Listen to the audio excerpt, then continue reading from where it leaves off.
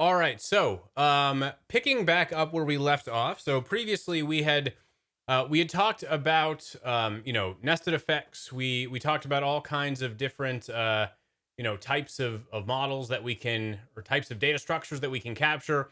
We talked in uh, a fair amount of detail about how to do like a Bayesian approach to these mixed models. And generalized linear mixed models, and actually, this will work for your sort of standard mixed models as well. That's totally fine. And so we were kind of attacking it with some examples, and I wanted to kind of finish the discussion on the generalized mixed model framework and all the different types of data structures that we can capture using that technology. I want to finish it up with this discussion on this owls data set here.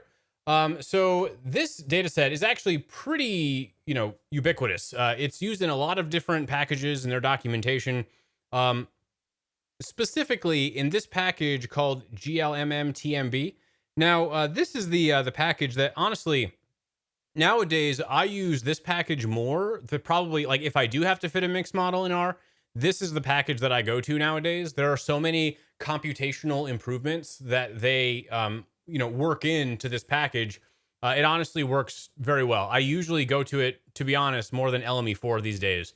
And it can capture lots of different data structures. And the owls data set is just one example that they use to demonstrate that. So to describe it, basically, the response is the amount of what's called sibling negotiation of owl chicks, basically the babies that are in the nest. So they're kind of helpless at that point. They're not flying yet. They're just chilling in the nest, and parents swing by and they bring food and whatnot. But what these researchers are measuring in this data set are um, sibling negotiation, which is essentially the number of vocalizations that they make. So the chirping that you'd hear them do, the chirping that you would hear them do, that is what is going to be the response variable here. We want to know what are the factors that drive that amount of vocalization that they have, and they have various different predictors to create those relationships. And so one of them is going to be the food treatment. So have they eaten or not? So are they deprived or satiated? So, that's going to be hungry or full, basically. The sex of the parent that is coming around in I think the actual data are recorded the 30 seconds prior to a parent arriving at the nest. So they were alone, and then a parent came to the nest. Which parent was it? Was it mom or dad? So that's what the parent sex that arrived. We want to know how many vocalizations happened immediately before the parent came back, or was coming back, I should say. The arrival time. So basically, when they were alone, the chicks were alone, and then what was the time immediately right before those parents came back? When was that? Like, was it in the middle of the day? Was it at night? Etc. And so, we're measuring the same nests, right? Like, so we're measuring the same nests. And so we have that noted in the data set as well. And so obviously the nest is going to be kind of a really important factor here, because you're going to have different, brood sizes in the different nests, right? There's going to be a different number of chicks. This is obviously going to affect the vocalizations here. And so to kind of look at some of the implications of this, and I mean, and that also goes, even if you forget about the fact that there's a different number of chicks in each nest, also we have the situation that just there could be nest to nest variation, right? I mean, you have genetic conditions that may affect how many vocalizations there are. Maybe like there's something about nest one that makes them vocalize more, or nest two they vocalize less, something like that. And so we're measuring the same nests over and over again, and so we're going to have that sort of like interclass correlation there. So we're going to need that random effect on the nest variable. Sibling negotiation is not a normal distribution, right? So we're counting the number of vocalizations that are happening in 30 seconds. So you can imagine these numbers are not going to be very large. So we're going to have some low counts. And so therefore, we're really looking at a Poisson response with counts that are fairly small. And so really the type of model we should be using for this is going to be a generalized linear model. So we know we have to have some kind of response distribution other than a normal distribution like we would have with a kind of a straightforward, mixed model. So we've got the random effect, we've got generalized. So far, this is fine. And now we know, above and beyond the standard kind of just nest variation, we also know that there's going to be a different number of chicks in each nest. And so we need to have an offset term to account for essentially these various different populations, so that that brood size is going to be another variable in this data set. And this is going to tell us how many baby owls there are in the nest. And so we'll be able to offset the number of vocalizations, essentially considering at the end of the day, vocalizations per chick is going to be the idea with this. All right, so to fit sort of what we've acknowledged so far, we could just use GLMER, right? And that's going to be an okay model. There are things we're not accounting for, which we're going to talk about. But so we would say the end calls, and by the way, I renamed the sibling negotiation variable, which is the actual response variable in the data set, if you were to load it yourself. And I'm renaming that as end calls. And so this is going to be the number of calls by the chicks. So that's the other line of code that's going on in there. So we can just say end calls.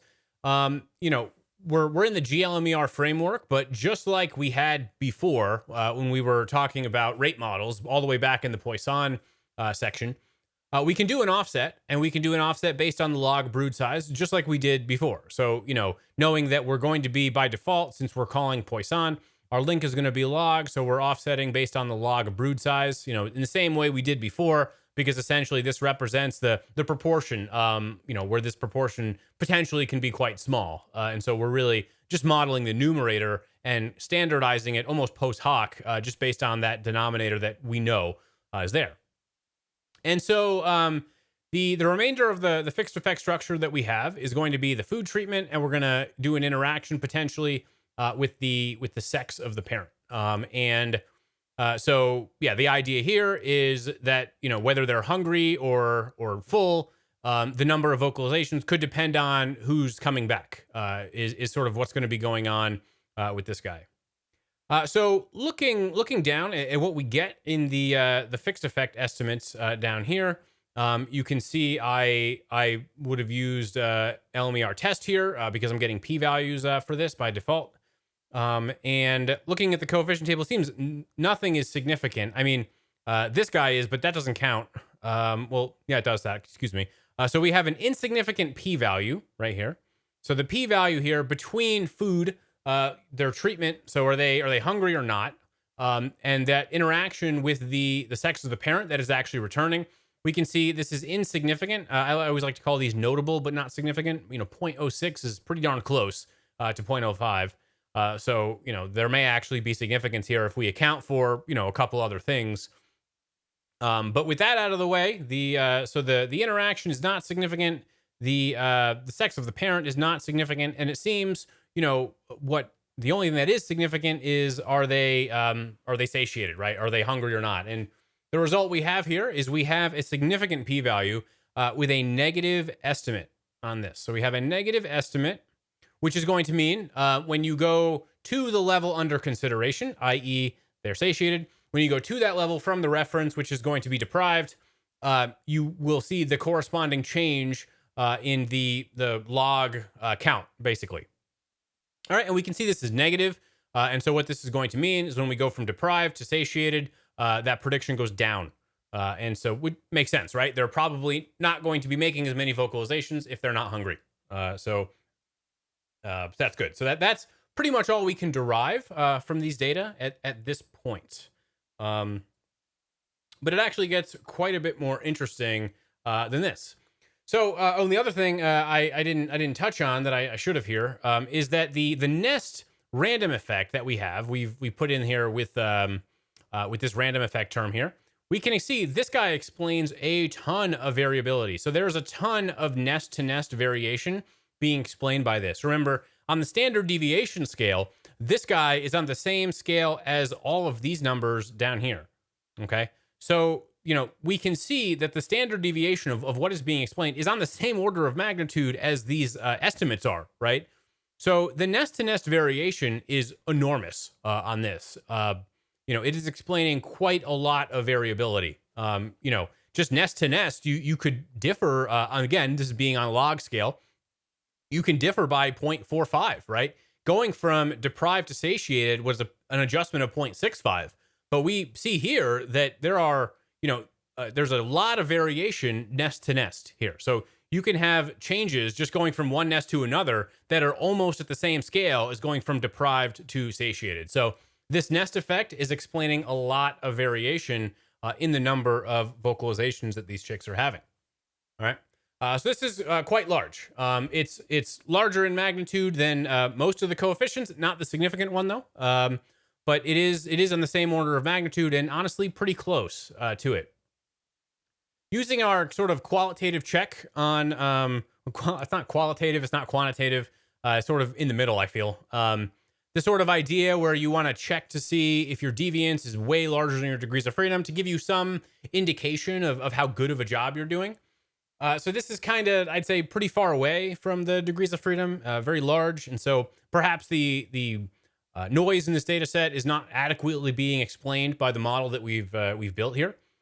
If we jump to considering overdispersion, remember that was kind of one of the tools we had in our back pockets when we were doing simple count problems, right? We had the Poisson model and it wasn't good.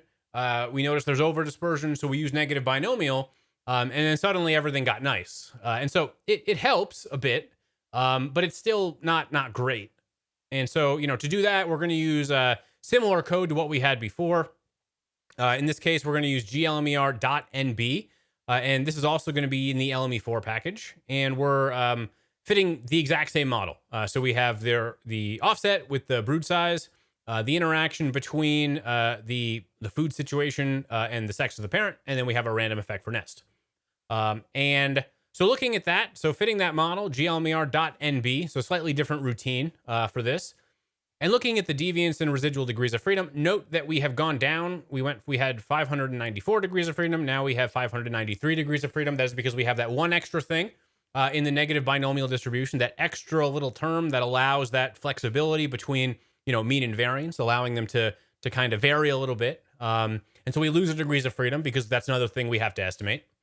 But for, including that, of course, with the addition of the, new model structure as well, we do have a deviance that is quite a bit lower than before. And so that's nice.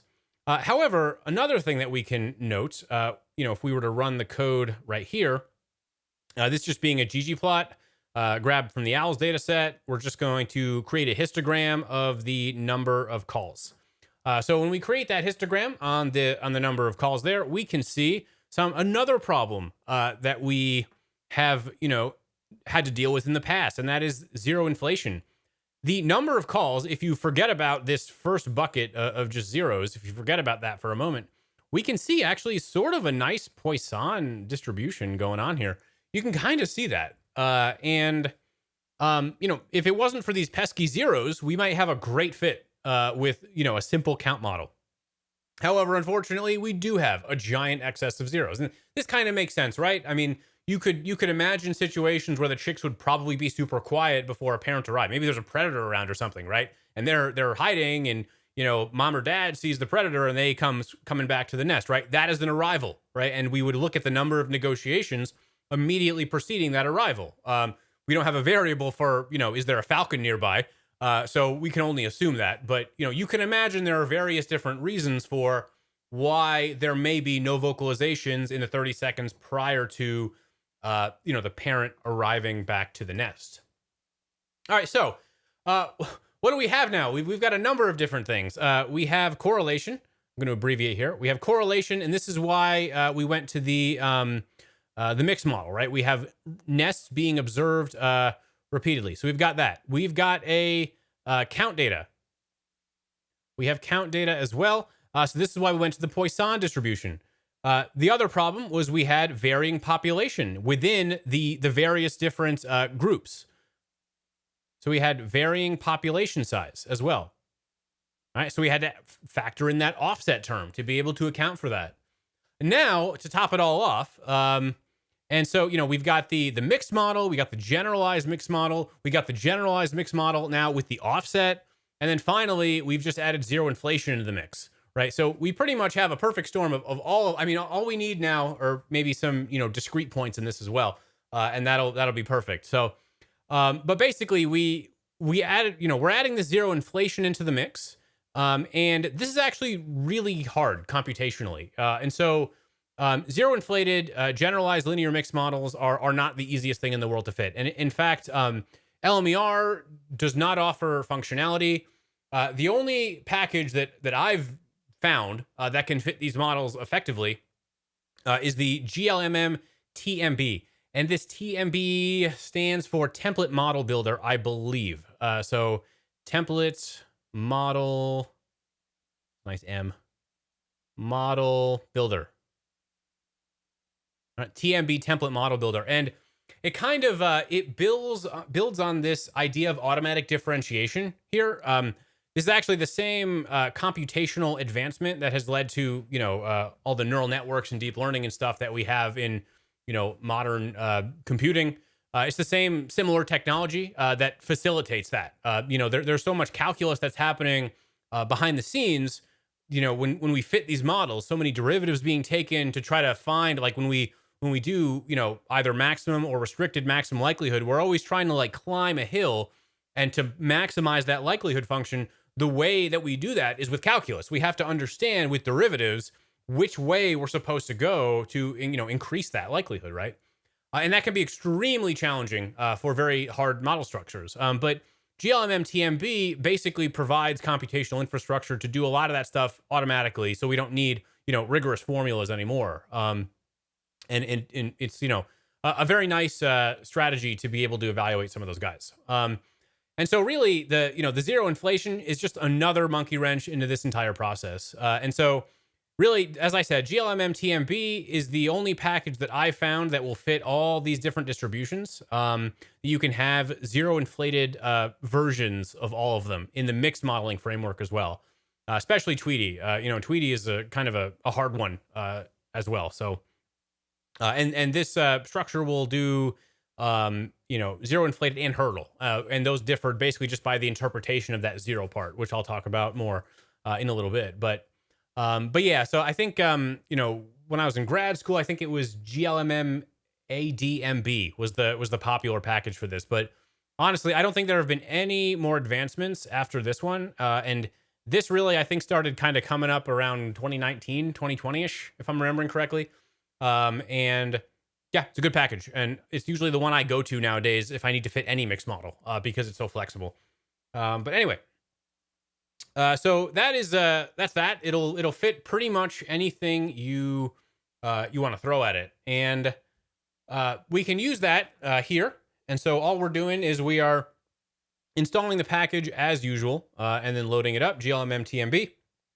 And then we are fitting it with a similar kind of structure that we had all of our other models. So we got the end calls as the response, the interaction between what's their food situation and the sex of the parent. And then we have the offset as well. And then the random effect for nest, which is using LME4 syntax there with the parentheses to indicate random effect.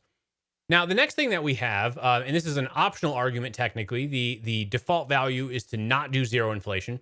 So right here where we have ZI formula, this is saying no zero inflation. Do not do zero inflation when we have the tilde 0 here.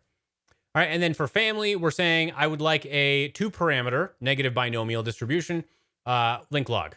Actually, I don't think it means 2-parameter. I think it's just a different parameterization. N binom 2 is going to be the parameterization of the negative binomial that I showed you.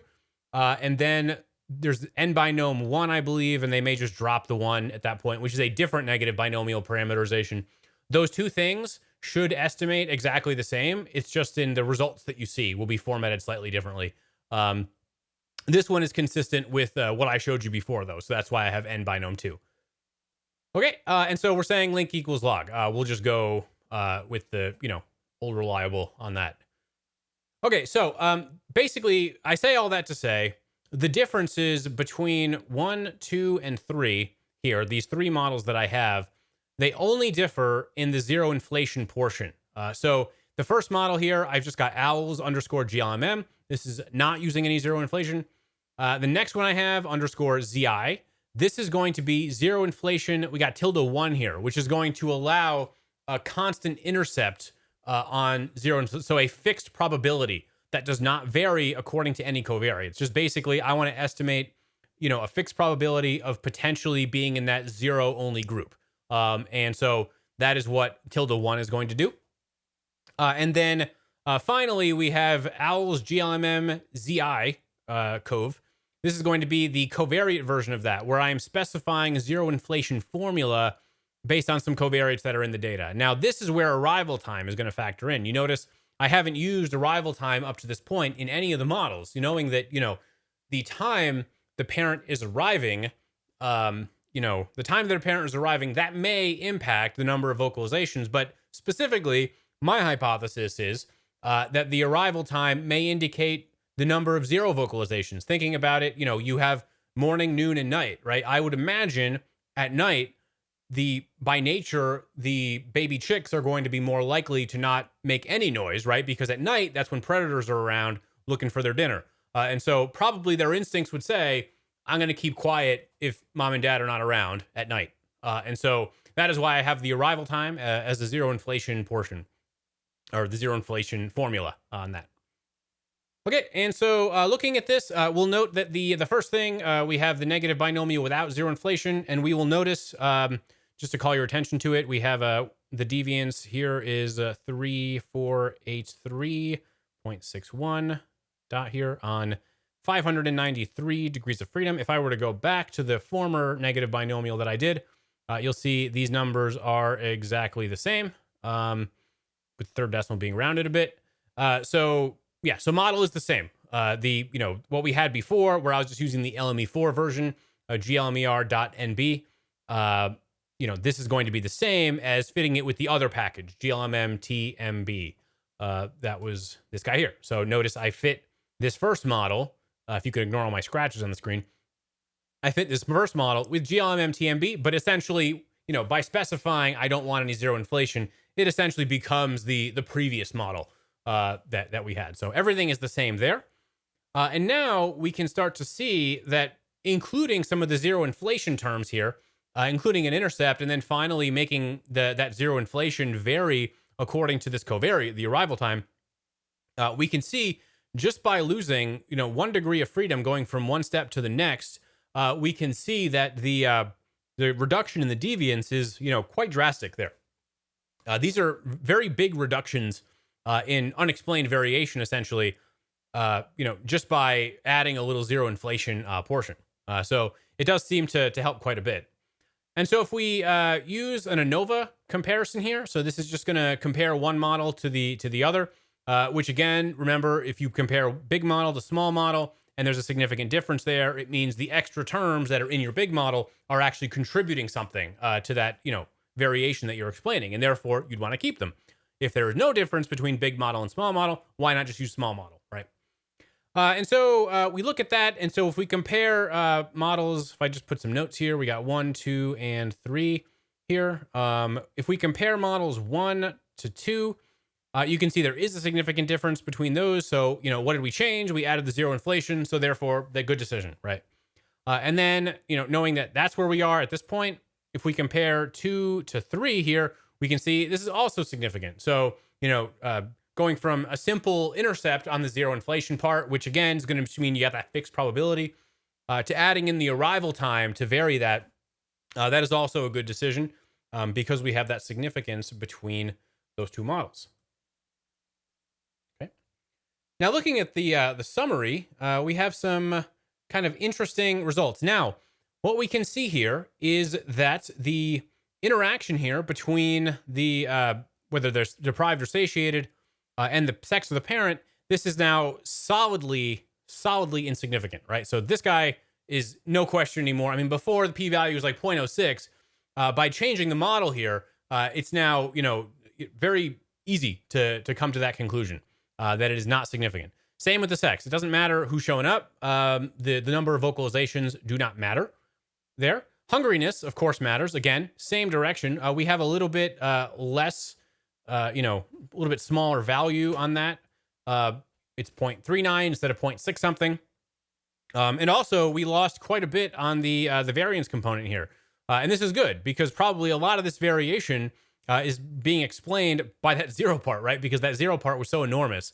Probably what happened is a lot of the nests are much more likely to have a zero as well, and so we've got that as well. Um, anyway, but yeah, so kind of a similar story that we had before, right? The standard deviation of the variance component is kind of on the same scale as a lot of these estimates are. So again, our brood to brood variability is almost as significant as some of these coefficients, right? Like the satiated effect, right? So going from deprived to satiated will, change the just brood to brood is almost as much as that, very important factor there. All right, and then finally, what we have here is the arrival time in the zero inflation part is also significant there. And so remember what this means in the standard zero inflation model, the standard Poisson zero inflation. Essentially, you're talking about the probability of being in that group. It's quite confusing because the signs are interpreted opposite when you go from zero inflation to considering a hurdle model. Hurdle model, you're talking about the probability of escaping the zero part. Whereas in the zero inflation model, this is modeling the probability of being in that, zero group. And so what this is saying is the larger, or i.e. the later the arrival time is, the more likely, because we have a positive coefficient here, the more likely you are to be in that group, in that zero group where there's no vocalization. And the hypothesis on that is like I said before, probably that, the larger times, essentially meaning later in the day, you're more likely to have predators kind of roaming around. And so therefore the chicks are more likely to be completely silent, i.e. no vocalizations in the 30 seconds prior to parent arriving. And so, that's that. So that's kind of the idea with that. So this is my opinion. The best way to factor this in is actually, if you're interested at all, like this data set is, you can Google around, and there are lots of different ways to analyze these data. I've seen so many over the years. This data set's taught me a lot about, the complexity of these types of problems and how hard they are to fit in a lot of the kind of standard modeling tools that we have available in a lot of, software packages. It can be challenging. And also there are a lot of different ways you can interpret these data as well. A lot of different model structures people have done. Of course, I prefer my own. But there are definitely lots of different ways you can slice and dice this data to tell different stories. So it's pretty cool. I like it. All right. So in summary, my bullet here. So parents arriving later, meaning this is nonsense, right? So the chicks are alone before they arrive. So basically, the arrival time essentially means what I said a moment ago. You have for later arrival times, you have a higher probability of having zero vocalizations, which is, going to be likely potentially due to that, what I said before about predators and whatnot. There were no significant interactions. And of course, you'd probably observe, when the chicks are full, they don't really need to chirp as much. And so we observe fewer calls. And that's actually a very significant effect. And we have a lot of nest to nest variability.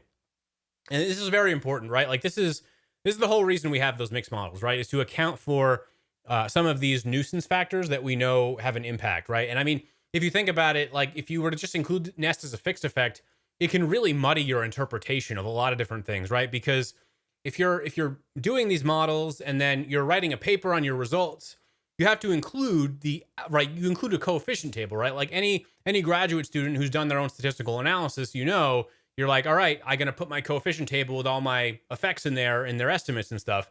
If you simply include nest in there, you're going to have like 20 different coefficients for something you don't care about at all. You're only including it to adjust the values. But having it as a random effect can, allow you to capture that variation without removing a bunch of degrees of freedom that you'd really like to be able to estimate the things you do care about, which is what you want in your coefficient table. It's just the fixed effects that you actually want to, find significance between.